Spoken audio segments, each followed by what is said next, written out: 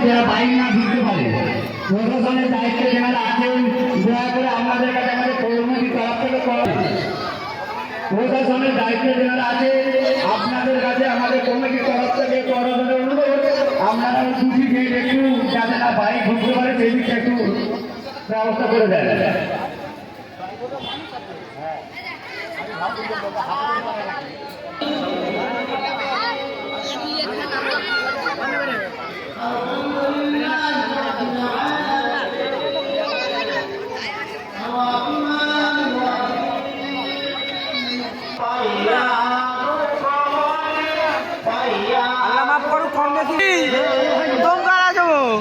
এখন আসান হবে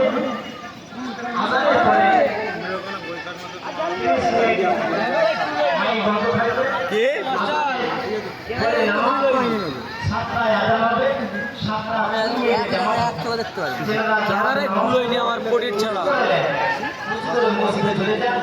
নামাজের পর